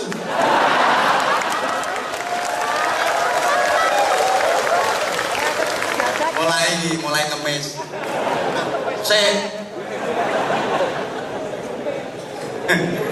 Ya Allah, setan itu kayak gitu. Aku tak ngerti. Ya wes. Allahumma sholli ala Muhammad. Setan ini macam-macam cara godanya. Kalau ada perempuan jalan, itu biar laki-laki tertarik. Setan ini punya cara. Ini aku terang non. Kalau dari belakang, laki-lakinya di belakang, itu sama setan. Mohon maaf ya, ini bokongnya perempuan didabuni. Makanya terus akhirnya melakukan bokongan kok. Karena didabuni sama setan itu. Jadi setan ini loro, yang satu dari sebelah kanan, yang satu dari sebelah kiri, sambil ngetutke, sing kono nyebul gini nyedot, kono nyebul gini nyedot. Setan ini koyo telu kuaten. Lho ono kok al-mar'a idza aqbalat wa ma'aha syaiton, wa idza adbarat wa ma'aha syaiton. Kowe ora ngerti artine, makane tak terangno ngono ae. Wong aku sing maca yo ora ngerti artine yo. Lah kalau dari depan, setan ini kurang ajar. Kalau dari depan itu perempuan caranya goda gimana? Dilunggui sirahe. Jadi setan itu duduk di kepala perempuan. Nah karena kepalanya diduduki, makanya terus jalannya akhirnya sirahe terus ke asminatil bukti ini kok melakukan nah terus sikile banjir no pedal gitu tengen ini. Nah terus diolai pedal ini diolai kan setan. Gak percaya dia bang. Sehingga nanti perempuan jalannya kan kayak gini. Itu. Nah itu karena buat diomongin teman-teman dianu sama setan. Aku paham wong dulur dhewe yo. Sama tak kasih tahu kan, sama juga saudaranya, cuma belum ngerti. Setan itu mbok sesuwe terus. Subhanallah. Caranya goda itu mau macam-macam. Cara goda manusia itu macam-macam, itu setan. Dan setan itu ya, ngomong setan ini nggak ada habisnya memang. Ya karena yang diomongi juga sampai aku ribet ya, khawatir nek tersinggung ngono. Dulure tak critake khawatir ono sing mangkel ngono lho aku. Wong kelas-kelas setan ini ada yang kelas playgroup, kelas TK. Setan yang goda bayi itu juga ada, namanya Ummus Sibyan kalau dalam kitab. Makanya kalau ada bayi kecil, ya semua bayi pasti kecil ya. Kalau ada bayi kecil itu jangan sampai dibiarkan tidur sendirian. Harus ada temennya, direwangi baik, apa kakaknya, apa siapa. Jangan sampai dibiarkan tidur sendirian. Kata Nabi begitu.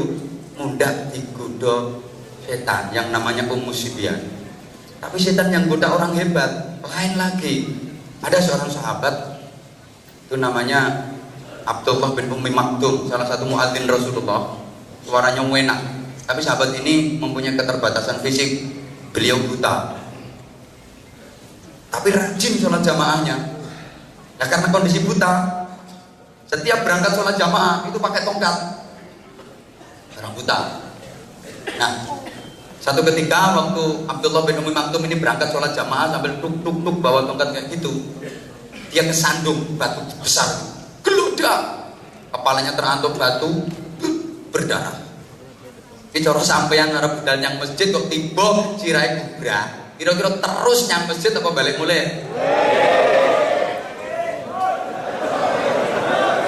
Umpama sampeyan ngono lho. Arep nyang masjid durung tekan nggon kok tiba gludak sirahe bocor, terus ke masjid apa pulang? Hebat berarti terus ya wes. Terus mulai maksudnya kan gitu. Terus mulai. Ini Abdullah bin Ummi Maktum lanjutkan berangkat ke masjid, dia langsung ke jeding, nggak cari betadin, waktu itu belum ada betadin. Dia dibersihkan ini tetap sholat jamaah bareng Rasulullah. Akhirnya setan-setan itu musyawarah. Ini gimana ini cara goda orang ini? Ya Allah. Terus hari berikutnya mau berangkat ke masjid, tetap berangkat jamaah dalam kondisi kepalanya habis bocor itu. Mau berangkat itu di tengah jalan itu ada yang nyegat. Assalamualaikum, salam. Mau jamaah kek? Iya nak. Mari kek saya tuntun biar gak terjatuh. Ya nak, terima kasih. Antar dituntun ini sampai ke masjid. Begitu sampai ke masjid, ini kan yo terus Abdullah bin Maktum, nah kamu baik banget. Nuntun wong jamaah itu baik apa baik? Nuntun orang berangkat jamaah itu baik apa baik? Tolong dipegang kata-kata saya. Itu baik. Begitu sampai ke masjid, ini Abdullah bin Maktum berkata begini, nah kamu baik banget. Terima kasih udah nuntun saya sampai ke masjid. Ini saya punya kurma, kamu ambil. Enggak kak, enggak. Saya enggak. Saya nuntun, saya ikhlas kok. Ikhlas itu baik apa baik? Baik. Hari ketiga begitu mau berangkat sholat jamaah di tengah jalan, dicegat lagi kayak mau jamaah kayak. Iya nak, mari kayak saya tuntun biar gak terlambat. Begitu sampai masjid, terima kasih nak, kamu baik banget. Ini kakek punya sorban, kamu ambil. Enggak. Saya niatnya ikhlas kok. Ikhlas itu baik apa baik? Begitu sampai hari ketiga berangkat jamaah dituntun lagi nama itu. Begitu sampai ke masjid, terima kasih nak, karena kamu kemarin tak kasih kurma ndak mau, tak kasih sorban juga ndak mau. Kamu udah nuntun saya selama 3 hari. Saya doakan mudah-mudahan kamu dapat ridho Allah. Enggak kek, saya enggak mau dapat ridho Allah kek. Enggak kek. Ini penasaran. Tanda tangannya ke Abdullah bin Maktum. Cek. Sebentar. Kamu itu aneh. Tak kasih kurma kamu ndak mau. Mungkin bapakmu jeragan kurma. Mungkin ayah kamu bos kurma, pantas wajar kamu gak mau tak kasih kurma. Terus kemudian tak kasih sorban kamu gak mau, ya wajar lah. Mungkin ibu kamu penjual sorban. Tapi ketika tak doakan mudah-mudahan dapat ridho Allah, kamu kok enggak. Kamu itu sebenarnya siapa? Saya setan kayak. Dari dia itu setan. Lah Abdullah bin Ummi Maktum kan heran. Kalau kamu setan, harusnya kamu kan goda saya. Mengapa justru kamu malah nuntun saya untuk pergi sholat jamaah? Itu melanggar perda.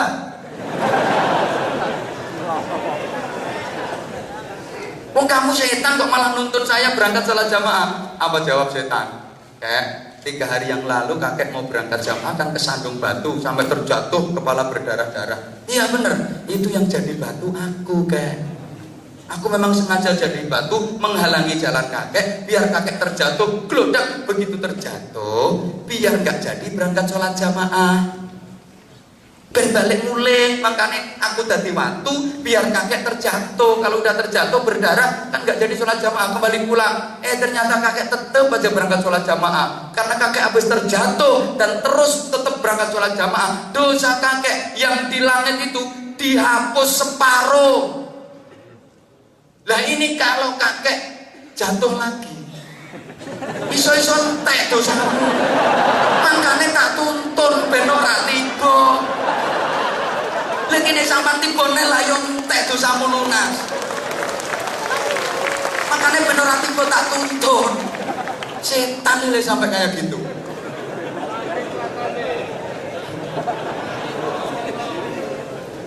Ono setan sing bagian budok wong wudu, akhirnya dibikin was-was. Kayak udah wudu kalau belum orang sholat itu juga digoda kan, makanya ada tuh orang sholat itu yang gak tadi usut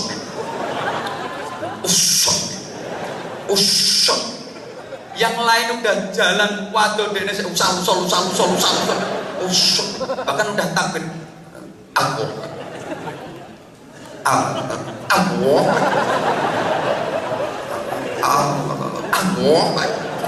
iku yo digodho setan nih. Makane rene ganggu liyane to.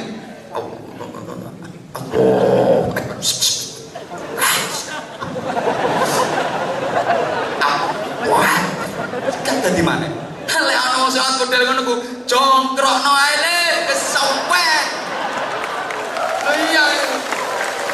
Iku lek gak dijongkrokno gak waras-waras. Saya itu diajari sama guru saya. Ada orang wudu itu yang was-was. Wih, lek nyibo itu pakai jebor besar itu. Piyor. Wis rampung sampai tekan bualeni meneh karena was-was. Apa kata guru saya? Ambil jebornya, tutup ndasnya. Kalau nggak kayak gitu nggak sembuh-sembuh, nggak niat nutuk ndasnya, tapi niat nutuk setannya. Setan yang ganggu was-wasnya itu. Setan insya Allah. Habis wudu masih diganggu sama setan. Didamoni. Iya. Dalane tutmu lagi didamoni. Makanya kadang wis mari wudu, isih krasa pletuk-pletuk. Itu dalane tut disebuli setan. Mbok nganggo sedotan aku nganggo apa gak ruang. Telatene koyo ngono. Pol telatene arep situ. Maka Al-Quran menyindir kalau saya mengatakan bahwa kita itu dengan setan ono hubungan dulur, ya jangan marah. Memang ayat Qurannya juga ada. Innal mubadzirina kanu ikhwanasy syayatin.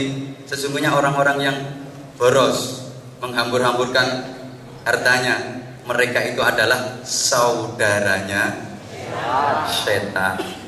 Dihambur-hamburkan untuk urusan duniawi. Untuk menangkal setan itu, nah, uangnya dimasukkan ke kotak yang nanti lewat sebentar lagi. Modelnya kok gak gelem ngono sih jam piro saiki. Nah, sebentar. Halo. Nah, itu berarti fans beneran. Yang sudah fan ketika aku halo kono. Kene aku hai kono. Berarti kan ini fanku yang pakai juga. Makanya kok jemburis. Berarti udah lama ya kalian merindukan aku. Yang di atas sana juga rindu aku. Sama dong. Kamu rindu aku juga rindu kamu. Ini loh. Nah terus kenapa sih Islam kok mengatur yang namanya ukhuwah? Insya Allah ini akan disambung setelah pariwara berikut.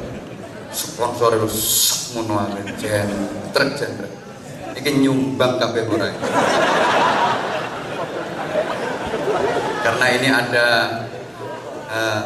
pensuksesan pembangunan Masjid Agung Pegu. Saya mohon bantuan kepada Ustadz Miftah untuk membaturi saya. Ngancani gitu dan memandu penggalangan dana. Siap? Ikhlas? orang sedekah itu banyak gak apa-apa, yang penting ikhlas. Daripada sedikit tapi tidak. Nah, ini Ustaz lelang dulu apa keliling dulu? Hah? Keliling dulu. Nanti ada pelelangan yang dipandu oleh Ustaz Miftah. Tapi sebelumnya keliling dulu. Yang infaknya banyak saya doakan mudah-mudahan rezekinya semakin banyak. Minimal gampang boleh utangan. Enggak, sholawatan cara Jawa sambil kita sama-sama baca doa bulan Rajab. Ini kan kita sudah memasuki bulan Rajab, bulan yang ke-7 dalam kalender Hijriah. Kan urutannya yang ke-7 ya. Kalau saya ngaji di Indonesia itu banyak orang Islam yang gak hafal kalender Hijriah. Itu tak kasih rumus. Kita lucu kalau kalender yang Masehi Januari, Februari, Maret sampai Desember kita hafal, tapi yang Muharram, Safar kita malah tidak hafal. Maka untuk memudahkan penghafalan itu tak kasih rumus muso, roro, juju, rosa, rosan, dul. Terus yang berguyu mesti dul gitu. Nah ini rumus ini untuk mudah menghafalkan muso, roro, juju, rosa, dul. Muso, Muharram, Safar. Roro, Rabiul Awal, Rabiul Akhir. Juju, Jumadil Ula, Jumadil Akhirah. Rosa, Rajab, Sya'ban. Rosa, Ramadan, Syawal. Dul. Nah, Dul Qa'dah, Dul Hijjah. Itu kalau dirangkum muso, roro, juju, rosa. Apalmu dul tok.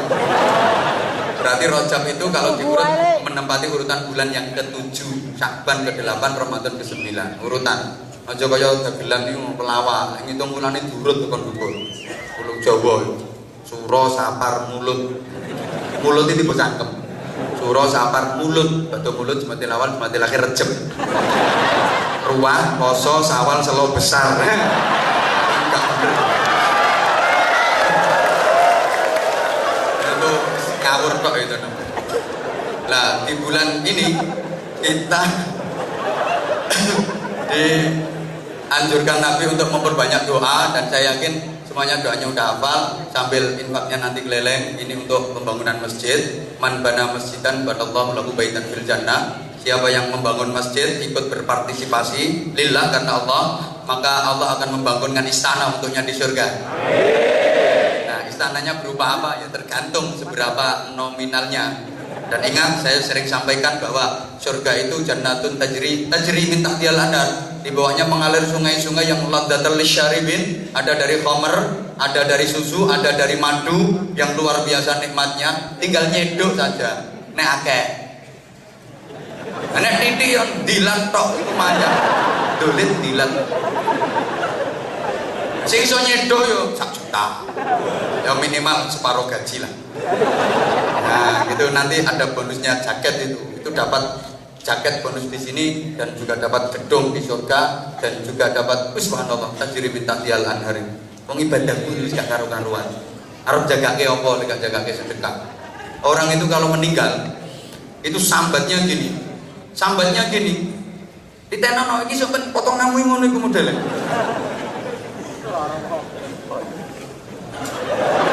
Rabbi laula rji'uni la'alli a'malu shalihan fima taraktu kallan kum anfiqu mimma razaqnakum min qabli ayati ahadukum maut fa yaqulu rabbi laula akhartani ila ajarin qarib fa asaddaqa wa akum minas shalihin.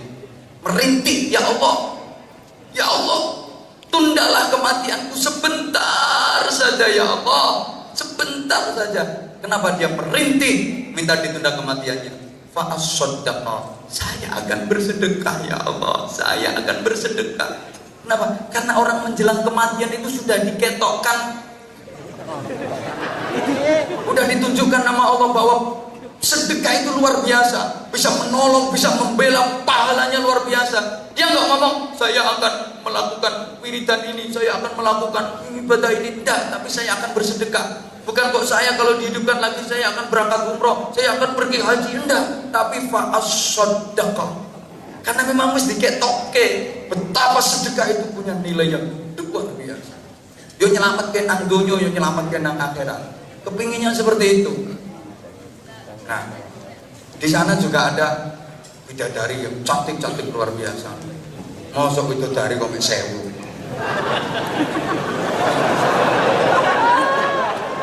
Saya aku takon cewek Korea ini piro sing ayu. Kuwi tong tute basin. Eleke yo kecut. Dari surga, masya Allah, mahal bro, 1000, nginceng tok we, malah ngelek itu oleh nginceng tok, mahal. Maka Rasulullah itu wafat sepeser pun gak meninggalkan harta warisan.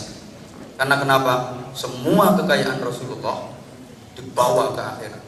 Rasulullah itu kaya, jangan dipikir Rasulullah itu miskin, kaya. Zaman itu wong nikah sama Sayyidah Khadijah ada maharnya 200 ekor unta merah.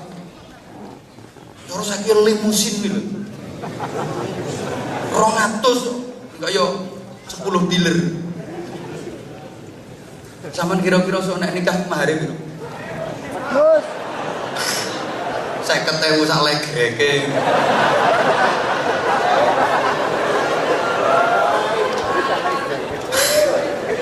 Aku biar kayak piro ya.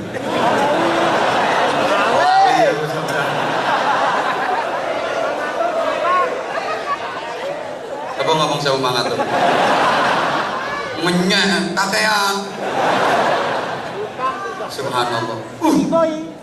Tapi hartanya Rasulullah itu seluruhnya dibawa serta ke akhir. Apa sih yang akan menyertai kita? Toh mataul hayatid dunya. Dunia ki mataul ghurur, kehidupan yang menipu. Apa yang gak menipu di dunia? Kekayaan, pakaian yang bagus, harganya mahal-mahal, menipu. Kita pasti akan kecewa. Ujung-ujungnya jadi gombal mukio. Makanan yang nikmat dibeli mahal-mahal, ujung-ujungnya jadi. Coba kita pikir, rumah megah mewah, ujung-ujungnya hancur lebur. Mobil mewah dibeli, ujung-ujungnya masuk rongsokan.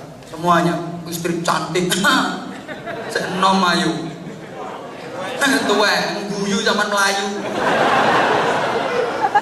Iya, kaya ono kae saiki disawang sik nyenengno wong, 10 tahun gak semedeni wong wis.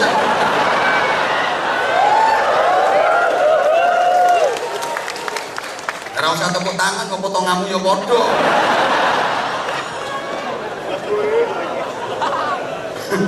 Yang akan kita bawa serta ya amal kita, diantaranya sedekah kita yang akan menyelamatkan kita. Maka sama-sama kita berdoa sambil keliling, nanti ada infak. Saya tirukan dulu doanya. Bismillahirrahmanirrahim. Allahumma barik lana fi rajaba wa sya'bana wa ballighna ramadana bi rahmatika irhamna. Allahumma barik lana fi rajaba wa sya'bana wa ballighna ramadana bi rahmatika irhamna.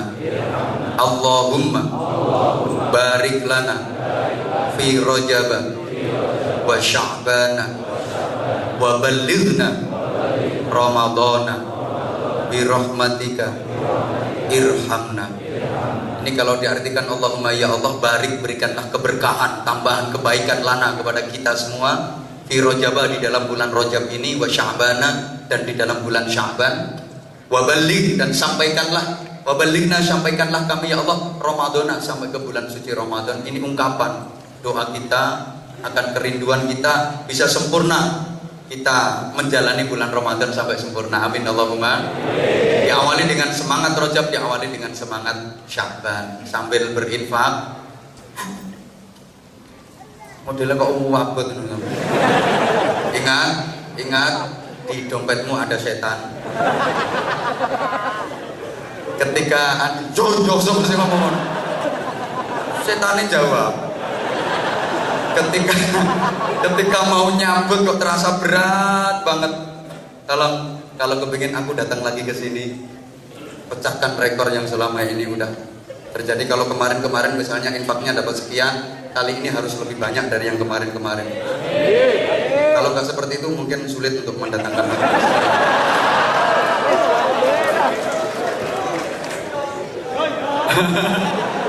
Dia ngomong yo paling 200 kan. Halo. Kira-kira masih ingin Anwar Zahid datang ke sini lagi apa enggak? Bener? Ya wes. Gratis, tidak apa-apa, gratis, tidak apa-apa. Bulpo. Dipikir aku rene iki nglangi ngono kok. Ini perjuangan ya, kita nggak perjuangan berapa hari meninggalkan istri, meninggalkan santri demi sampean. Kok curhat? Allahumma sholli ala Muhammad. Allahumma barik lana fi Rajab.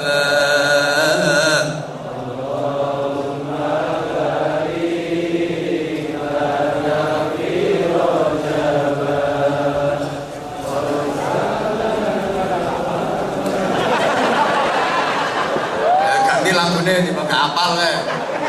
Allahumma barik lana fi Rajab wa Sya'bana wa ballighna Ramadana bi rahmatika irhamna wa ballighna Ramadana bi rahmatika irhamna. Ono kardus riwa kare nyaut riwi abot men baleni. Ono kardus riwa kardus njaluk diiseni sing ngiseni akeh rezeki, gak ngiseni bakal cepet rugi kok mati. Ya wes sakarepmu awas cepet mati tenan. Sing gak ngiseni ayo cepet baleni ngiseni. Teko kene mati kok didongakno wong sakmene akeh. Sing ngiseni akeh rezeki, gak ngiseni bakal cepet. Ayo donga. Allahumma barik lana fi Rajab wa Sya'bana. Allahumma barik lana fi Rajab wa Sya'bana wa ballighna Ramadana bi rahmatika irhamna wa Ramadana bi rahmatika. Udah habis sholawat ini masih terus ngaji nih. Saya separuh ini. Ono kardus keluyuran nyauto bro. Sing ngobat tangane tok, lambemu melu aku. Nyauti ono kardus keluyuran aja golek ganjaran sing maringi disayang pangeran, gak maringi kancane irhamna wa ballighna Ramadana bi rahmatika irhamna. Ono kardus riwa kare nyaut riwi abot men baleni. Ono kardus riwa kardus njaluk diiseni sing ngiseni akeh rezeki, gak ngiseni bakal cepet rugi kok mati. Ya wes sakarepmu awas cepet mati tenan. Sing gak ngiseni ayo cepet baleni ngiseni. Teko kene mati kok didongakno wong sakmene akeh. Sing ngiseni akeh rezeki, gak tak ngiseni bakal cepet. Ayo donga Allahumma barik lana fi Rajab wa Sya'bana. Allahumma barik lana fi Rajab wa Sya'bana wa ballighna Ramadana bi rahmatika irhamna wa Ramadana bi rahmatika. Habis sholawat ini masih terus ngajine, saya separuh ini. Ana kardus kelu nyauto bro, sing ngombat tangane tok, lambemu melu aku.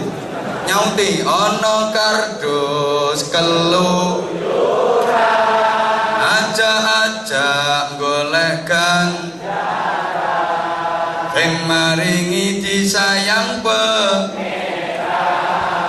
gak maringi kancane